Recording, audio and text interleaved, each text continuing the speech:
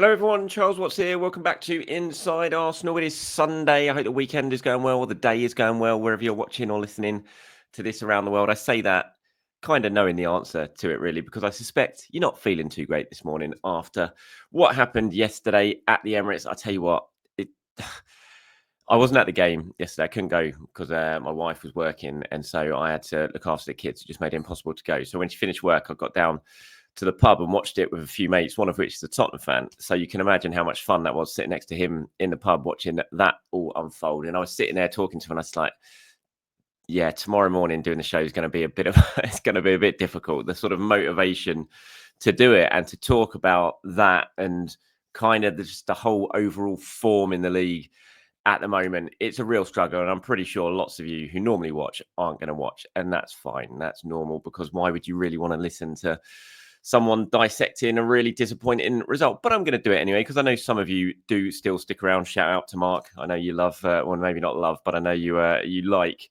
listening after a defeat to try and sort of compartmentalize what went on. So we will chat. We're going to chat about it. We'll look at the big talking points from the game. I will go through my player ratings, all that sort of stuff as well. Apologies for the croaky voice. Like I said, I was out with my mates down the pub last night watching the Arsenal game, and then drowning my sorrows after that. So my voice is a tiny bit croaky because of that. But yeah, it was a bad day at the office again. First half fine, second half just really bad. And for Mikel Arteta, this was a really bad day. Really bad day. He gambled with the team selection. It didn't pay off. It didn't get the win that he needed. He's got a lot of extra minutes into players' legs who probably should have been rested ahead of the game against PSG. PSG's team yesterday basically rested everyone. Yes, they're in a position to do that because they've won the league. But even so, Arteta, I thought he'd go strong. I spoke about it yesterday. I certainly would have wanted to see more changes than he made. But he went very strong, like stronger than even I thought he was going to do. And when you do that, you've got to make sure you get the result. And it didn't happen. He didn't make changes very quickly. We'll talk about that later on. So for him, it was a very bad day. He had a shocker, basically, Arteta. And that's not to, just say it was all on him. The players didn't perform in that second half, and some of the way that they played was just not good enough. So it wasn't just down to Arteta, obviously, but, he's a manager. He picks a team. And I know it's a tough balancing act when you've got that big game on Wednesday, but you're still trying to sort of make sure you get second in the Premier League. But still, when you go as strong as he did ahead of a game against PSG and you don't get the result, it's you're sort of open to criticism. And understandably, he is getting an awful lot of criticism at the moment. Like I said, the first half was pretty good from an Arsenal point of view. They led, they deservedly led. They could have scored more. Trossard had the header saved. Martinelli put one wide. There are other sort of chances. Declan Rice put one wide. Declan scored a really good goal. Lovely build-up from Arsenal. Really nice bit of play by Thomas Partey to sort of move the ball out of his feet quickly and play it through to Odegaard in space. Odegaard, when he gets space and he has a runner ahead of him, he can do exactly what he did last night. Really good ball, really lovely assist, and Declan Rice took it really well. It was kind of a one-man show in that first half. I thought Declan Rice was just head and shoulders above everyone, as he's kind of has been for a long time playing for Arsenal at the moment. He's just in fantastic form. Unfortunately, he's kind of like the only one really who is in fantastic form at the moment. So it was 1-0, and you think, go on and win this game. But there was always that nagging doubt, and I was saying it to my mates in the pub. It's like, we're not going to keep a clean sheet here. You could always kind of sense, because of what's gone on in recent weeks, because of when we've had a lead, especially at home, you're not confident they're going to hold on to it. And there were chances for Bournemouth, even in that first half, when Arsenal were well on top. And then, the second half sort of unfolded as it did. I think there was a couple of big moments from an Arsenal point of view before the Bournemouth equaliser, when Saka went in down the left, when Mars Lewis-Skelly had played him in, and he cut inside and curled that shot that went just wide. There was a chance for Odegaard to get a shot away just on the edge of the box. I think that was a 1-0, just fairly soon before the equaliser, in fact. And he chose not to take the shot on, which we've seen from him too many times this season. And the chance had gone. And every sort of little miss that you saw like that, that nagging doubt started to creep into your head of what's going to happen here. There's going to be a bit of a sucker punch. And then, of course, there wasn't just one, there was two sucker punches.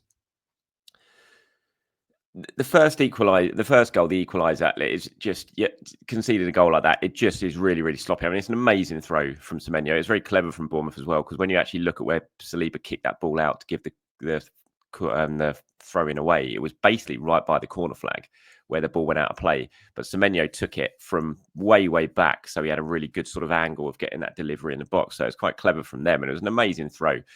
right onto Hoysin's head, and it was a brilliant header from Hoysin. Maybe it was, you should have challenged better, but it was just a really poor goal to concede. When you concede from a long throw, it just looks totally unacceptable. And then to sort of add to that, to then concede to the set piece straight after that, another set piece with a corner, and that corner was such a bad one to give away. It was bad for the actual goal, but just to give that corner away, there was a passage of play where I think it was Odegaard, Partey, and Saliba. All three of them had like one or two opportunities in this passage of play down the right-hand side to just clear the ball, to get rid of it. And they were just mucking around with it. No one took charge. No one cleared it. All of them got into a muddle, and it ended up with Bournemouth getting the corner. And then from that corner, obviously, the guy gets a flick on. Odegaard's in a completely wrong position. And Evanilson bundles it in. Now, of course, there was the big VAR check, and I think it probably is a handball. When you look at the replays, when it's really, really slowed down, it kind of looks like it hits his thigh, but then the ball starts moving upwards a little bit, and then it hits his elbow and goes down. And so I think it is probably a handball. I can understand why they haven't given it. I have to say, I'm not going to sit here moaning about the decision. I think it's probably a handball, but it's very, very hard to say for definite that it is. And the fact it wasn't given on field as a handball, I'm not surprised they didn't rule it out, even though I think it probably is a handball. And to be honest, when you look at it, I think Odegaard fouls him anyway. And if that doesn't go in, if it sort of hits him and goes wide, I think Bournemouth are going to be fuming that they were certainly demanding a penalty in that incident, because Odegaard's not even looking. I mean, you can see the still if you're watching on YouTube as the ball's sort of hitting his elbow. Odegaard's got his back to the ball. He's not looking at it at all. He's in a completely wrong position. He's got his arms all over Evanilson. So I think Odegaard's fouling him anyway, to be honest. So even if that doesn't go in, and I think it's probably a penalty, to be honest. So I'm not going to sit here and complain about the decision.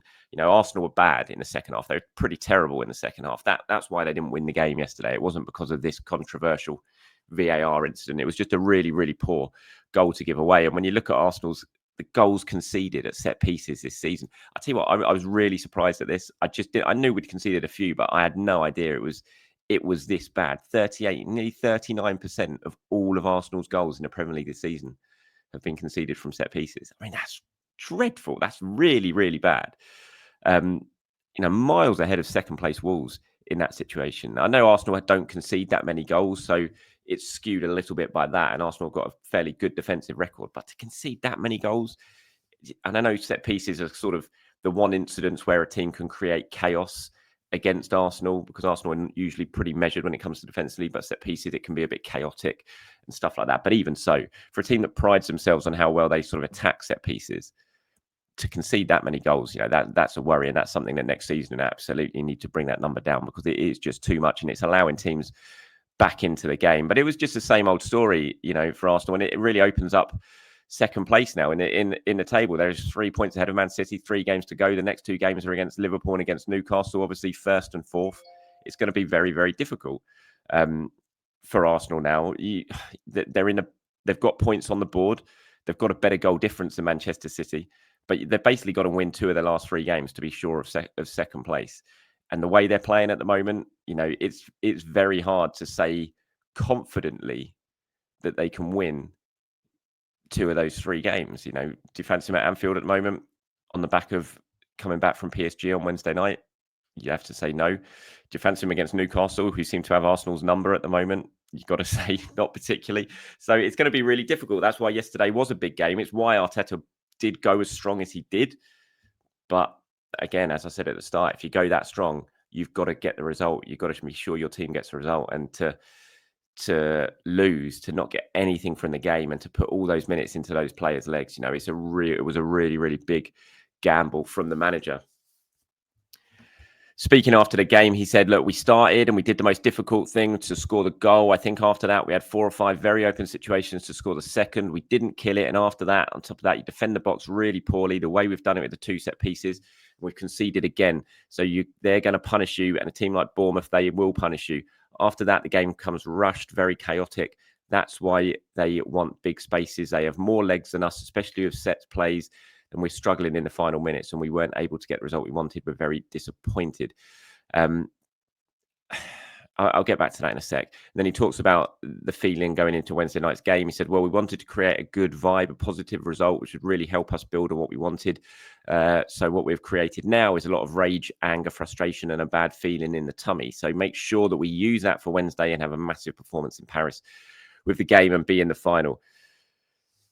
There's quite a lot to pick out from those comments, I think, from him. Again, sort of going on that, what he says in the second bit, where he says we wanted to create a positive vibe. I think that was probably quite a bit behind his team selection yesterday, that he felt that they needed to win and just have a sort of lift of the mood going into the PSG game. And that's why he picked as strong a team as he did, which I can kind of understand. But I think ultimately that game on Wednesday night is so important. And to go as strong as you did, it was such a big gamble, I think, because now it's just gone the completely other way.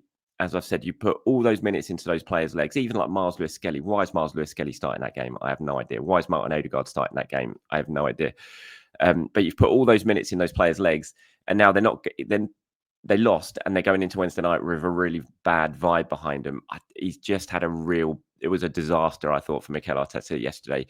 It really, really was. When he talks there at the end, in the first one, when he says they had more legs than us, that when Bournemouth brought on those substitutes, it completely changed the game. And yet Arteta just didn't really do anything. He waited, I think, the 74th minute after the equaliser when he made that first change, and that was taking off Declan Rice from Mirko Marino, and you're taking off your best player in that position. You're not being able to really change the game with that substitution. And I know a lot of it is down to the squad and the players in it, and you've got players who you're not really confident can change a game. But again, that goes back to squad building and the mistakes from the summer. But yeah, it was not a good day for Mikel Arteta. And you look at the results, this is in the Premier League if you're watching on YouTube. This is Arsenal's last 10 results, just 3 wins in the Premier League from the last 10 games. And in the last 5, it's just 1 win from 5. And in all 4 games that they've dropped points in, so the draw against Everton, draw against Brentford, draw against Palace, and the defeat yesterday against Bournemouth, they were leading in all 4 of those games. And they've picked up just 3 points from a possible 12.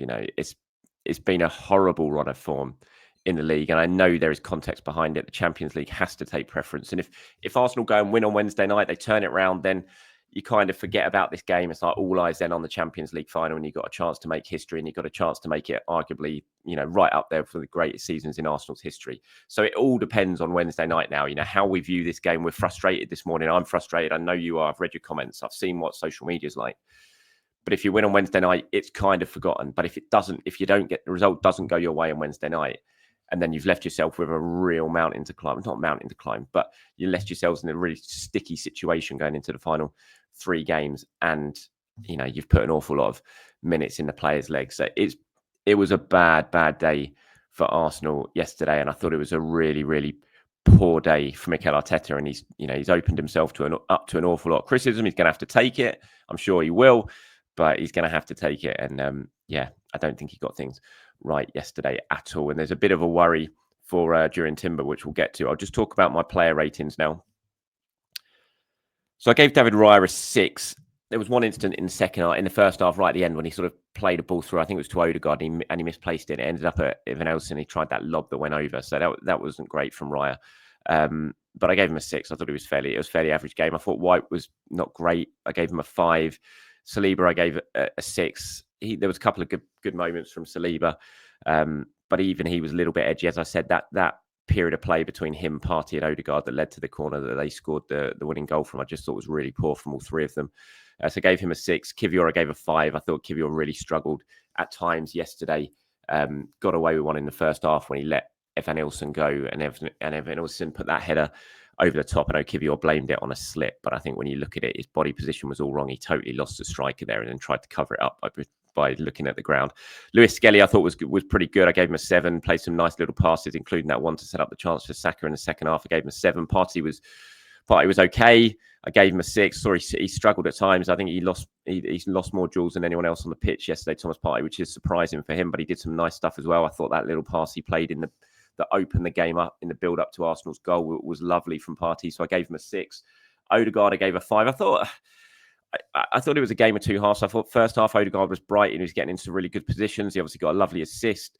And then in the second half, I thought he just really, really faded it completely. And so I gave him a 5. Saka, I gave a 5 as well. I just didn't think Saka had a good game. There was a couple of bright spots from him. but overall it was just pretty ineffective. Trossard, another one who I gave a 5, worked hard, Trossard, but without any, he had that header in the first half that was saved, but just the three of them, I thought the Odegaard, Saka, Trossard, it just didn't really work. Martinelli, I thought was the brightest of the lot, especially in the first half. I thought he gave the fullback all sorts of problems. He created more chances than any other player on the pitch. Martinelli dragged one shot wide that he should have done better with. But of the attackers, of the sort of 4 attackers, if you don't include Declan Rice, who to be fair you should because he was Arsenal's main attacker yesterday, I thought Martinelli was the brightest one of the lot, so I gave him a 6. The subs who came on didn't impact the game at all. Really, they were left very late, especially Zinchenko, Sterling, Nwaneri. You just not giving them enough time to really impact the game at all there. Marino came on for Rice about 15 minutes to go, I think, but couldn't really do anything. The game had sort of drifted at that point, and the momentum was with Bournemouth rather than Arsenal because their substitutions worked. They changed the game. Arsenal's didn't at all. So those were my player ratings for yesterday. Raya 6, White 5, Saliba 6, Kivior 5, Lewis Skelly 7, Partey 6, Odegaard 5, Rice 8, Saka 5, Trossard 5, and Martinelli 6. So Declan Rice, my man of the match. Right, before we get on some of your views on the game, just quickly on Jurrien Timber, not great news on him. Well, according to Mikel Arteta anyway, he wasn't even on the bench yesterday. We saw him in the stands watching the game. Mikel afterwards, when asked if he was confident that he could play against PSG, he said confident, no, not very confident, because he couldn't play today. Fingers crossed he was just, giving PSG no sort of clues. I am at the training ground on Tuesday for open training, so I'll see who trains there. And sort of all eyes will be on whether Jurrien Timber comes out to train with the group, maybe Kai Havertz as well.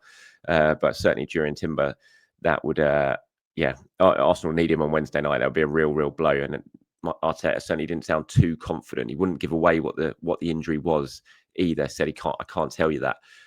Fingers crossed it's just a bit of mind games on his part. But yeah, a bit worrying that about Jurrien Timber. Right, this is what some of you guys had to say. There was lots of unhappy comments, as you can imagine, after the game. Aaron jumps on and says, yep, the worst has happened. We lost the game at home with 0 rotations. Paris now is surely at stake with performances like this. Howson was just awesome. We should sign him up if we do have a chance. Criticism Odegaard to rip off his captaincy has gone way too far. One of the captain's roles is to lead by example, but that is not the only thing. There are many other reasons why Odegaard is captain. However, I do agree that if his form continues to dip like this, he should not be guaranteed automatic starting place in the lineup. This is not about our results, but also protecting players too. Remember what happened with Xhaka a few years ago. Don't think anyone can forget that. That guy Norm says, hey Charles, I know you'll put a video out defending Arteta as usual. Well, I haven't. But this is beyond a joke now. Arteta must be held accountable for his terrible management of the squad this season. These players look broken and out of ideas. Think about this. We could finish outside the Champions League places. Liverpool wins the league, Newcastle Carabao, Chelsea win the conference, City win the FA Cup, and either United or Spurs win the Europa. How can we keep going with Arteta if we don't win the Champions League? I'm not sure you can really include Chelsea winning the Conference League in that, because if they don't win the Conference League, that would be an absolute hilarious joke. Of course, they're going to win the Conference League. They shouldn't even be in that competition.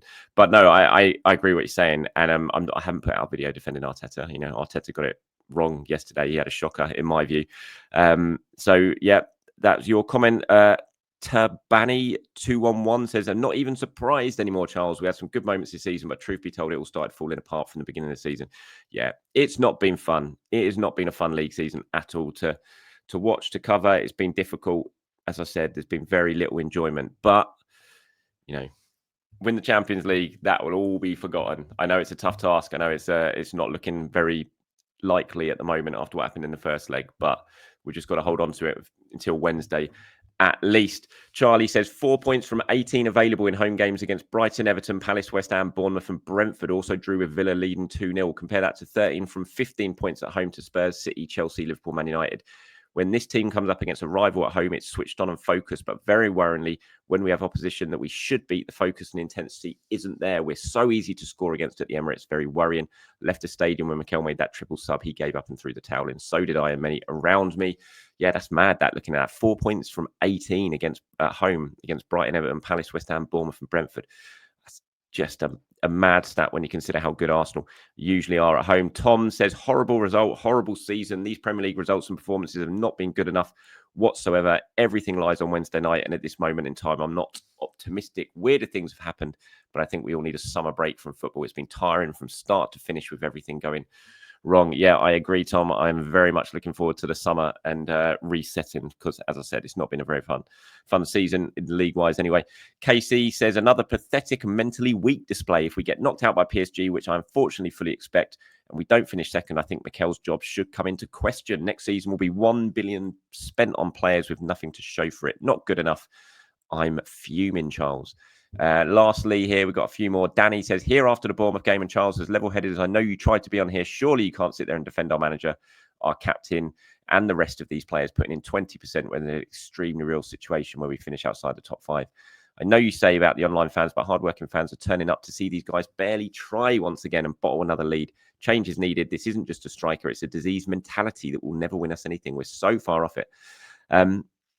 Interesting one. I don't look at that and look at the recent results and think the players aren't trying. I just think they're in a horrible run of form, and I think they've got very little confidence at the moment. And I think they're just very, very edgy every time they get a lead. I think they know they're struggling to hold on to leads, and I think that's creeping into their play. But I don't think they're not trying. I never watch them and think, oh, you're not putting any effort in. I just think they're not in a good place right now. The players. Physically and mentally. Elizabeth said, I can't wait for this season to be over. Personally, I think this result has been the most frustrating one of them all. Backwards passes to Ryan when we need to go up the pitch, taking a century for a throw-in, not completing simple passes. It's so exhausting. Need some serious changes this summer in tactics and players. Waiting until the 85th minute to make a sub, I just don't get it.